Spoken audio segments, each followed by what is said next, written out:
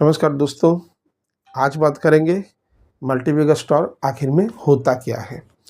Multibagger stock कहते हैं उसी स्टॉक को जो आज आपने लिया और 2-3 साल बाद 10 गुना 20 गुना हो जाता है। इसी को हम बोलते हैं मल्टीबैगर स्टॉक। अब ये स्टॉक ढूंढने से क्या मिलते हैं? ये मिलते नहीं ढूंढने से, ये मिल जाते हैं। मान के चलते हैं आज जो आपका बेस्ट फ्रेंड है वो बचपन में बेस्ट फ्रेंड था, ये आप जानते थे? नहीं जानते थे। 10 फ्रेंड थे आपके, 2 फ्रेंड बिछड़ गए, किसी के साथ आपका ब्रेकअप हो गया। एक फ्रेंड ऐसा हुआ जिसके बिहेवियर आपके बिहेवियर से मैच करता है, वही आपका बेस्ट फ्रेंड हुआ। इसीलिए हम आगे नहीं जानते हैं कि ये स्टॉक मल्टीबैगर बनेगा। हम कुछ लक्षण है उसके समझ में, उसके ज़रिए हम समझ सकते हैं कि ये स्टॉक मल्टीबैगर बन सकता है। आखिर में मल्टीबैगर स्टॉक क्या होता है? मल्टीबैगर स्टॉक वही होता है जैसे कोई बहुत सारा कंपनी मार्केट पे है, कुछ कंपनी ऐसा होता है जो अपने मार्जिन को कम करके वॉल्यूम पे माल बेचते हैं। कुछ कंपनी ऐसे होते हैं जो वॉल्यूम में माल कम बेचते हैं लेकिन मार्जिन को बढ़ा के रखते हैं।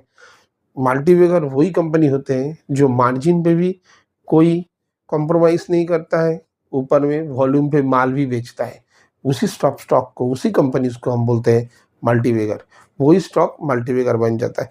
फिर भी कुछ लक्षण होते हैं जिसके ज़रिए हमको पता चल सकता है कि ये स्टॉक मल्टीबैगर फ्यूचर में बन सकता है। जैसे ये स्टॉक हमेशा के लिए ओवर वैल्यूड रहेगा। ये स्टॉक कभी अंडर वैल्यूड होगा ही नहीं। अगर मार्केट में बड़ा सारा करेक्शन होता है वो बात अलग है। ऐसे जो टाइम करेक्शन होता है, प्राइस करेक्शन इसमें कभी नहीं आता है। ये हो गया हर टाइम पे ओवर वैल्यूड रहेगा।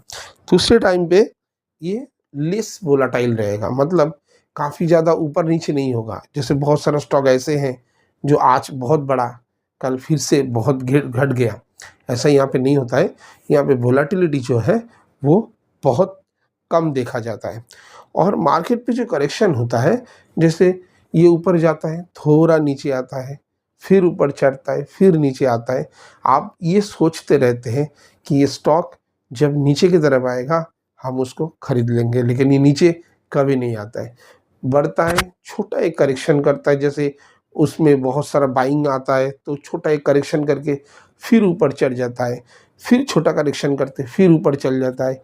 मतलब कभी भी स्टॉक नीचे की तरफ नहीं आता है, आप इसको कभी भी खरीद नहीं सकते हैं। इसीलिए ये सब स्टॉक, ये सब जितना भी, और उसके साथ कंपनी का कुछ अलग बैलेंस शीट होता है, उसका प्रॉफिट मार्जिन क्या होता है, या क्वार्टर 1 क्वार्टर रिजल्ट उसका क्या आ रहा है, उसका मैनेजमेंट कैसा है, किस सेगमेंट में वो प्रोडक्ट तैयार करता है या माल बेचता है। ये सब कुछ, बहुत कुछ इसके ऊपर डिपेंड करता है, जिसके ज़रिए हमको पता चल सकता है कि ये स्टॉक फ्यूचर में ग्रो कर सकता है। और जो मैंने बोल दिया, जो स्टॉक ऐसा होगा जो अपने मार्जिन से कॉम्प्रोमाइज़ नहीं करेगा, चाहे और वॉल्यूम पे भी माल बेचेगा। जैसे हमारे इंडियन कंपनी में जॉकी है, रॉयल एनफील्ड है, ये कभी भी आपने मार्जिन पे नेगोशिएट नहीं किया है और माल भी बेचा है बहुत वॉल्यूम पे। जैसे मारुति है, मार्जिन कम किया, बहुत सारा माल बेचा। जैसे ये मर्सिडीज, इसने मार्जिन कम नहीं किया लेकिन वॉल्यूम में माल भी नहीं बेचा। लेकिन एप्पल ऐसा है जो प्राइस भी बढ़ाता गया और वॉल्यूम पे माल भी बेचता गया। वैसे भी हम लोग हमने बताया कि इंडियन कंपनी में हम लोग है, जॉकी है और रॉयल एनफील्ड है। ऐसे बहुत सारा ऐसे स्टॉक, इसीलिए स्टॉक में पहले से ही कभी ये मल्टीबैगर होगा ये ढूंढने से नहीं पता चलता है।